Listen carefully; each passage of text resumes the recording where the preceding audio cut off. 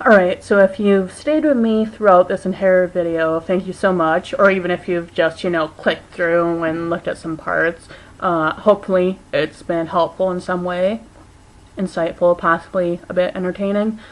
I will try to put timestamps in here along with some links to articles and sites and everything that I've mentioned. In conclusion, I think this is giving us all a lot to think about. It's certainly been eye-opening for me in reflecting on my experiences with STEM, regarding, how it was for me growing up. I think it helps, figure out how best to have us move forward. What I'd like, if I end up having kids, how I would like to teach them, what skills and qualities and anything I would like to teach them. And I'd say, obviously my leanings are more towards health, social sciences, technology, obviously the arts. It's always going to be the arts. It's never not going to be. That's been intrinsic to me, my personality, my being since, like I said before, I could even speak, so I'm fine with that. That's me. But you can still appreciate the other subjects too and be open to learning more about them. And because how can we survive without adapting to today's ever-changing technological landscape? I mean, really, when I was a teenager, we didn't all have cell phones until I was getting closer to my senior year, and we didn't have smartphones immediately either.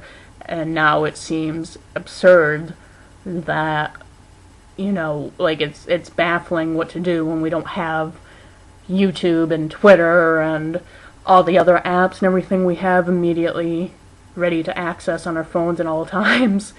When, actually using the phone seems to be such a minimal part of having a smartphone. So, yeah, I mean, it's just human nature. We have to evolve and adapt. So it forces you to have an appreciation of engineering from a design perspective, from a social perspective, cultural, as a cultural event, really. Everyone needs to find what areas they prefer, what fields of study they like, what their hobbies and passions are. And I believe, we can best contribute to society by not only pursuing our passions, but finding our passion within each subject and having that being a driving force within us. Because with education, you never know what skills or experiences are going to benefit you in your professional or personal life, which skills will come up, how they will be incorporated into things you do. The principles and techniques from one discipline may guide you in a future endeavor. Education is meant to provide a foundation of skills and insight, so the broader range of information and experiences you can get, the better. You should always be trying to learn more because it benefits you as a human being. Back in when I started college, I got to meet with an author because I had a introductory thing for freshmen where it's like everyone reads the same book and we would discuss it. So they also had a contest, like you could meet him and have lunch with him. It was Tim O'Brien, and we read The Things They Carried when he was in the military. I believe it was during Vietnam. But one thing he had said was, what advice would you offer people who want to be writers or anything? He said, read a lot, read broadly, and just read a lot. And that's been the kind of thing when I've thought back on it, it's like, that actually applies to a lot of things. The more, don't just be skilled in the one field you're interested in, cross-train, so to speak. Have different experiences, meet different people, learn from them, incorporate different facets and elements of other interests and other people's interests and backgrounds, experiences into what you do. So, you can have the broadest perspective possible for your whatever your project may be, whatever your passion may be. I've been rambling on this so much, and I apologize for that. I hear myself doing it, and I've had, like, it's either read a script the whole way, and even that, it's been like, oh, I should have cut this out, I should have cut that out, or it's, I don't know, you know, you always, hindsight's 20/20 kind of thing, you know, it's like, oh, I could have made this better, I could have done this better, and it's a vlog, right? It's meant to be imperfect. And that's my long spiel. Thank you so much for listening, for any part you have. I will include timestamps so you can jump around to different topics I address. And the links to the articles and sites I've mentioned if you want to check them out for yourself. And I do want to know what you all think.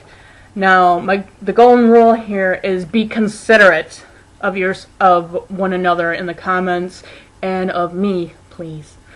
No trolling, no condescension. But I do want to know, you know, what were your experiences, males and females, everyone, parents, teachers, students, people of all ages.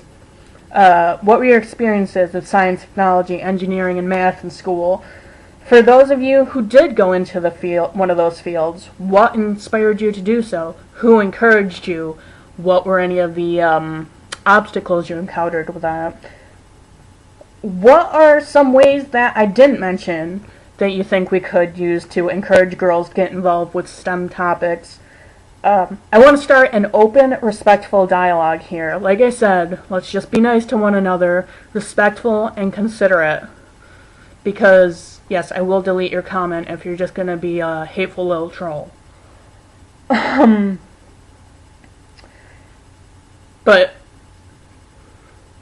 with that said, I do want to hear what you think. Let's brainstorm.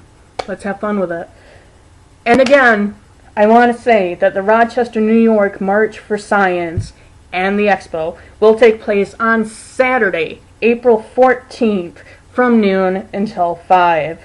The rally leading into the march will be at Martin Luther King Jr. Park, and that rally leads into the march at 1 p.m., and the march culminates into the expo, the Science Expo and Career Fair, I believe, at the Rochester Riverside Hotel, which goes from 1 until 5. So April 14th, a Saturday, the rally is from noon until 1, and that at 1 is when the march happens, and then the march leads everyone into the expo and career fair at the Rochester Riverside Hotel, which is 1 p.m. until 5 p.m.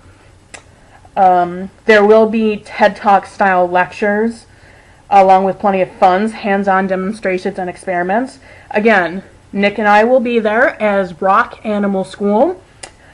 We will be discussing coy wolves, coyote-wolf hybrids, and we'll have handouts for people to take home and do tests with their pets to see if their pets are right or left-handed, or if they have a color preference. We have the directions specifically for cats and dogs, but it could probably apply with bunnies and other stuff too. You can look online too if you want any specifics about that kind of thing, because that's where I got a lot of information. So we really want to see you there. Put your thinking caps on, come down, have some fun, and I feel like I gotta do a lame, you know, rock on or something. But yeah, let's march to save science. Bye, guys.